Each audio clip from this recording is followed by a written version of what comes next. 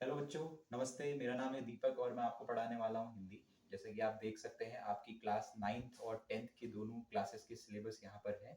तो मैं उम्मीद करूँगा कि आप अपनी सिलेबस को अच्छी तरीके से समझ पाएंगे और हम शुरू करते हैं क्लास 9th से। तो जैसे आप देख सकते हैं पहला आपका चैप्टर है हिंदी में और आपकी हिंदी की जो बुक का नाम है उसका नाम है क्षितिज क्लास 9, जिसमें दो पार्ट्स होते हैं। एक का नाम है गद्य और दूसरा वाला खंड जो है उसको बोलते हैं पद्य, जिसको पोइट्री कहते हैं। और पहला वाला पार्ट हम स्टोरी बोलते हैं उसको। स्टोरी के अंदर आपका आप जब देखते हो चैप्टर 1 में आती है दो बैलों की कथा। दो बैलों की कथा में बेसिकली हम एक समराइज करेंगे दो बैलों की कथा होती क्या है। दो बैलों की कथा हीरा और मोती की कथा है जो प्रेमचंद जी ने बहुत अच्छे ढंग से रची गई है और इस समाज के मार्मिक हिस्से को अपने आप में दर्शाती है। दूसरा चैप्टर है लहासा की ओर, जिसमें ऐसी एक यात्रा के बारे में वर्णन किया गया है जो बहुत ही विकट है, बहुत ही दुर्गम है और उसको अपनी लेखनी के माध्यम से समझाया गया है। तीसरे में जब आप आते हैं उसका नाम है उपभोक्तावाद की संस्कृति। कंज्यूमरिज्म आपने एक वर्ड सुना होगा। जब हम कोई सामान कहीं से खरीदते हैं तो कोई सामान अननेसेसरी हम ले आते हैं, तो उसी के सिलसिले में एक चैप्टर है। नेक्स्ट चैप्टर जब हम आते हैं वहां पर है सांवले सपनों की याद। इसमें एक बीते बचपन के बारे में स्टोरी बताई गई है। जब आप इसको पढ़ेंगे तो आपको काफी अच्छी लगेगी। अभी फिलहाल मैं आपको एक समराइज करके इसको बता रहा हूँ। नेक्स्ट है आपका नाना साहब की पुत्री मैना। इस चैप्टर में हम उस बारे में बात करते हैं जब अंग्रेजों का समय था, ब्रिटिश का समय था और उस दौरान हमने देखा कि बहुत सारे ब्रिटिशर्स ने अपने राजस्व के लिए, अपने प्रॉफिट के लिए बहुत सारे लोगों को क्या करा, मौत के घाट उतार दिया या प्रॉपर उनको वो करा।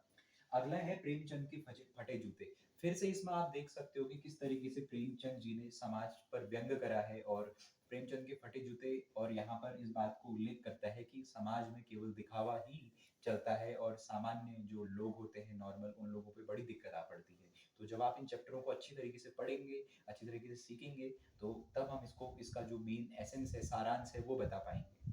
अगला जो है मेरे बचपन के दिन, इसमें भी एक स्टोरी, चाइल्डहुड मेमोरीज है, चाइल्डहुड स्टोरी है, जिसमें हम बात करते हैं अपने बचपन के दिनों की। आपने भी कभी ना कभी अपने बचपन में कोई ऐसे प्रीसियस डेज बिताए होंगे जब आप अपने बचपन को याद करते हैं। दूसरा, अगला है एक कुत्ता और एक मैना। ये बेसिकली एक एनिमल और एक बर्ड के बीच की बात है। बर्ड किस तरीके से एक एनिमल से बात कर रही है और दोनों के बीच के जो भावात्मक इमोशंस हैं वो किस तरीके से कनेक्ट कर पा रहे हैं। अगला जो लास्ट आपका है, लास्ट चैप्टर है आपके 9th के सिलेबस का, वो है आपका साखिया एवं सबद। इसमें हम बेसिकली साखिया और सबद कुछ इस तरीके से पोएट्री के पर्पज में पढ़ते हैं, बट ये कुछ ना कुछ उन्होंने एनरोल करके दे दिया है, गद्य में ही दे दिया है कि साखियों को किस तरीके से देखा जाता है, सबद को किस तरीके से देखा जाता है, जो कबीरदास से भी रिलेटेड होते हैं। और दूसरा भी एक आप देख सकते हो कि किस तरीके से यहाँ पे आता है। अगला है खंड भाव, जिसको पद्य कहते हैं, पोएट्री सेक्शन कहते हैं। पोएट्री में आप देखेंगे वाक। वाक का मतलब है कि कोई भी चीज हम बोल रहे हैं किसी के माध्यम से। अगला है सवैया। सवैया जो पोएट्री सेक्शन में हम बोलते हैं, फॉर्मल पोएम बोलते हैं, जैसे हम कहीं पे जा रहे हैं, कहीं पे आ रहे हैं, उस घटना को वर्णन करना। अगला है कैदी और कोकिल। कैदी और कोकिल, बेसिकली कोकिल क्या है, कोकिल उस समय की बात है जिस समय अंग्रेजों का शासन था। तो आपने जेल के अंदर बहुत सारे ऐसे लोगों को बंद कर देते थे, स्वतंत्रता सेनानियों को, जिनकी आवाज बाहर तक नहीं पहुंच पाती थी। अगला है ग्रामश्री। ग्रामश्री में आप क्या देखने को मिलता है, ग्रामश्री एक गांव का वर्णन है, सुंदर सुंदर रमणीय चित्र है, सुंदर हवा है, ठंडी हवाओं का एकदम रमणीय उन्होंने मनोरंजन किया है। अगला है चंद्र गहना से लौटती बेर। चंद्र गहना से लौटती बेर का मतलब यहाँ पर क्या है कि जो चाँद की किरणें हैं, चाँद की किरणों को अच्छी तरीके से बताया गया है। आगे है मेघ आए। मेघ आए एक बारिश का, एक बरसात, एक मानसून सीजन का पोएट्री सेक्शन में अनुवाद किया है, बताया गया है कि किस तरीके से हमारे भारतवर्ष में जो ऋतुएं होती हैं और उनके आने से जो मेघ होते हैं किस तरीके से आते हैं।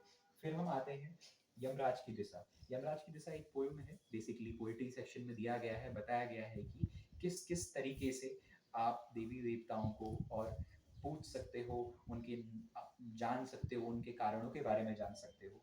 आगे है बच्चे काम पर जा रहे हैं। ये बेसिकली एक चाइल्ड लेबर से आधारित एक पोएम है कि किस तरीके से बच्चों को काम पे भेजा जा रहा है, जबकि उन्हें शिक्षा पर जाना चाहिए, एजुकेशन उन्हें देनी चाहिए, लेकिन अनफॉर्चुनेटली उस टाइम पे रिसोर्सेज नहीं है तो उन्हें काम पे जाना पड़ रहा है। तो एक पोएट लिखते हैं उनके बारे में। तो बच्चों, ये था आपका क्लास 9th का एक समराइज इंडेक्स था जो आपकी बुक में आप पढ़ोगे, जिसका नाम है क्षितिज और जिसमें दो खंड हैं, एक है खंड अ और एक है खंड ब, जिसको गद्य और पद्य से संदर्भित किया गया है। और इसी को और डिटेल में हम पढ़ेंगे जब इनके बारे में हम इनके पैराग्राफ्स, इनकी स्टोरीज़ को अपने इस सिलेबस में देखेंगे, पढ़ेंगे तो हमें बहुत मज़ा आने वाला है इसको पढ़ने में और काफ़ी नॉलेजेबल चीज़ें होने वाली है। क्योंकि साहित्य समाज का दर्पण होता है, क्योंकि ये लिटरेचर ही एक ऐसी चीज़ है जिससे हम अपने अंदर की अभिव्यक्ति को, एक्सप्रेशन को लोगों के सामने दे सकते हैं। तो मुझे उम्मीद होगी कि आप इसको ज़रूर पढ़ेंगे और ज़रूर सीखेंगे। तो अब वहीं 10th क्लास में आ जाते हैं।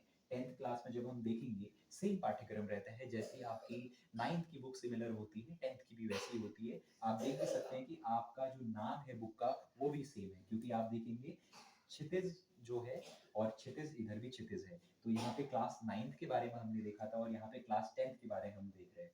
इसमें भी 2 खंड हैं। पहला खंड है गद्य, जिसको हम स्टोरी बोलते हैं। गद्य मतलब कोई भी पैराग्राफ जो भी आप पढ़ते हैं वो गद्य के अंदर आता है। पोएट्री को बोलते हैं पद्य, यानी काव्य खंड बोलते हैं, इसमें आप पोएट्री पढ़ते हैं। और बच्चों, ये आपके बोर्ड के लिहाज से बहुत जरूरी है। बोर्ड में हम एक अनिश्चित टाइम टेबल को देखकर नहीं तैयारी करते। हमारे पास जो इंडेक्स होता है, इंडेक्स को देखकर अपना जो टाइम टेबल है और अपना जो सिलेबस है उसको अनुमान और उसको आधार बनाकर अपनी तैयारी करते हैं। तो मैंने कोशिश करी है कि उसी के अनुसार मैं आपको बताऊं। तो जैसे आप स्टोरी में आते हैं, तो स्टोरी में जो चैप्टर 1 है वो है नेताजी का चश्मा। तो नेताजी का चश्मा, जिसके लेखक स्वयं प्रकाश हैं, हिंदी साहित्य में बहुत बड़ा इनका रुतबा है और इन्होंने बहुत सारी अच्छी स्टोरीज लिखी हैं। नेताजी का चश्मा बेसिकली वो है, एक देशभक्ति की कहानी है कि किस तरीके से नेताजी सुभाष चंद्र बोस की मूर्ति पर वो प्रत्येक दिन चश्मा, जबकि वो चश्मा बेचने वाला होता है और चश्मा लगाने आता है प्रत्येक दिन, चाहे सर्दी हो, गर्मी हो, बरसात हो। तो उसके बारे में है। अगला अध्याय है आपका चैप्टर 2, बाल गोविंद भगत, जिसके राइटर आपके राम वृक्ष बेनीपुरी जी हैं। और ये जितने भी मैं राइटर्स के नाम आपको बताऊंगे, आपकी हिंदी लिटरेचर में बहुत बड़ा योगदान दिया है इन्होंने एक बुक को लिखने के लिए। बाल गोविंद भगत बेसिकली एक बचपन से रिलेटेड कहानी है कि बचपन कैसा बीता, आगे चलकर उन्होंने कितने संघर्षों का सामना करा और अपने द्वारा बहुत सारे लोगों को प्रेरणा दी। अगला जब हम आते हैं लखनवी अंदाज, इसमें नवाब नवाब साहब की कहानी है, क्योंकि लखनऊ में आप सुनते होंगे कि नवाबों का शहर लखनऊ कहा जाता है। तो बेसिकली ये यशपाल द्वारा रचित है कि इसमें किस तरीके से रुतबा, नाम, उस पर आधारित कहानी है। एक कहानी है वो भी मन्नू भंडारी जी की एक आत्मकथा से लिया गया एक पैराग्राफ है, जिसमें आप पढ़ते हो किस तरीके से आपको साहित्य को सीखना चाहिए, समाज की जितनी विषमता है उनसे लड़ने का प्रयास करना चाहिए। तो बहुत कुछ इसमें आपको सीखने को मिलेगा जब आप इसमें अध्ययन करेंगे।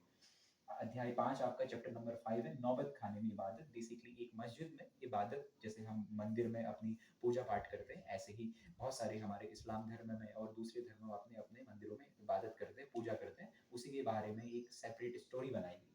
संस्कृति सबसे इंपॉर्टेंट चैप्टर है, आपके बोर्ड में आता भी है इससे रिलेटेड। संस्कृति और सभ्यता में क्या अंतर होता है, ये महत्वपूर्ण क्वेश्चन होता है। तो अध्याय 6 में हम पढ़ते हैं संस्कृति की कल्चर क्या होता है, कल्चर कैसे डेवलप होता है, जो हमने कल्चर हमें पाया है वो कैसे मिला। तो कल्चर बेसिकली संस्कृति, वो हम इसमें पढ़ने की कोशिश करते हैं। अब वापस आते हैं पोइट्री सेक्शन पे, जो बच्चों का फेवरेट भी होता है पोइट्री सेक्शन। इसमें पहला है पद। तो पद क्या है, सूरदास के द्वारा रचित। आपने बचपन में सूरदास जी के बहुत सारे पद पढ़े होंगे, नहीं तो कहीं सुने होंगे। दूसरा है राम लक्ष्मण परशुराम संवाद। ये बेसिकली रामायण से लिया गया है, तुलसीदास जी ने इसकी रचनाकार है।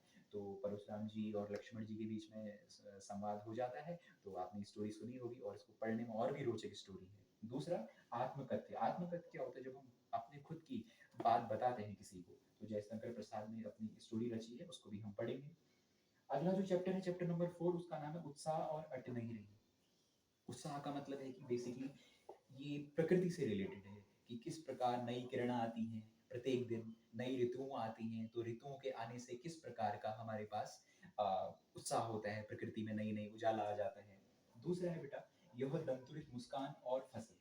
अब दंतुरित मुस्कान बेसिकली क्या होती है, किसी छोटे बच्चे, जब छोटा बच्चा स्माइल देता है तो उसकी कितनी प्यारी स्माइल लगती है। ऐसे ही जो हमारी फसल होती है, पूरे साल भर जब किसान मेहनत करके फसल को तैयार करता है, तब आप देखते हैं कि किस तरीके से जो वो वेट करता है कि मेरी फसल आखिरी में तैयार होगी और उसको वो अपने उपयोग में ले सके तथा कि जनता की भलाई कर सके। लास्ट में है संगतकार। संगतकार एक नॉलेजेबल चैप्टर है, नॉलेजेबल पोएम है कि हमें कैसी संगत रखनी चाहिए, किस कैसा साथ होना चाहिए। पढ़ाई से रिलेटेड हो सकता है, हमारी सोसाइटी से रिलेटेड हो सकता है, हमारे कल्चर से रिलेटेड हो सकता है। तो जिसके राइटर मंगलेश डबराल हैं। और ये सब जो टोटल मैंने आपको बताया, अभी मिक्स करके बताया, बेसिकली पहला 9th का था, दूसरा 10th का था, क्योंकि मैं ये मान के चला था कि 9th और 10th हिंदी बेसिकली जो लिटरेचर होता है, लिटरेचर एक ही होता है, कहानी पहले से जुड़कर आखिरी में जाके खत्म होती है। तो पहले हमने 9th का सिलेबस देखा, उसके बाद हमने 10th का सिलेबस देखा। तो मैं उम्मीद करता हूँ कि आप इसको पढ़ेंगे और बहुत मज़ा आएगा इसको पढ़ के और काफ़ी चीज़ें सीखने को मिलेंगी। तो मैं आपको ये पढ़ाकर खुद भी एक अच्छी चीज़ महसूस कर रहा हूँ, क्योंकि कम से कम मैंने पढ़ाया ही नहीं, ये आपको पढ़ाकर मैंने सीखा भी है। तो मैं उम्मीद करूँगा आप भी अपनी पढ़ाई इससे करेंगे और ये काफ़ी आपको आपकी पढ़ाई के लिए बहुत सहायता देगा, 9th वाले बच्चों के लिए भी, 10th वाले बच्चों के लिए भी। ठीक है, धन्यवाद।